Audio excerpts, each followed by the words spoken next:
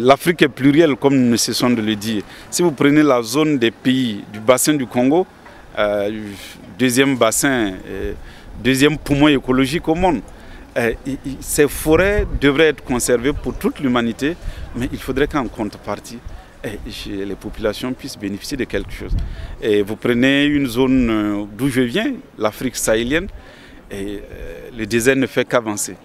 Et il nous faut des politiques de reforestation très affirmées dans le sens donc de pouvoir récupérer les terres et de les rendre productives pour l'activité agricole, l'activité pastorale, la foresterie, qui procure des revenus importants pour les populations, mais qui occupe l'essentiel des populations africaines. Le dossier justice-climat que le ministre d'État Borloo porte si bien, et nous trouvons en tant qu'Africains que des préoccupations donc, du continent sont prises en compte.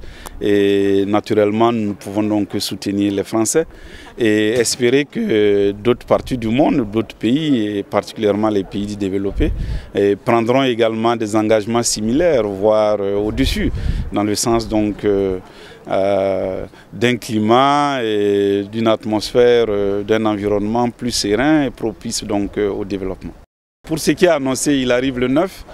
Moi, j'ai espoir que le président Obama reviendra probablement vers la fin et qu'il nous fera cette grande surprise. Bon, naturellement, nous comprenons les discussions au niveau donc, du Sénat et voilà, du Congrès américain. C'est des éléments à prendre en compte, mais il faut que le monde s'engage et le monde ne peut pas bouger sans les États-Unis. Et le monde ne peut pas bouger sur les questions du climat sans la Chine.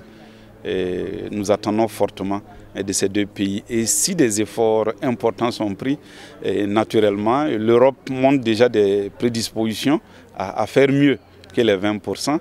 Et pour le reste, je suis sûr que l'humanité se porterait mieux.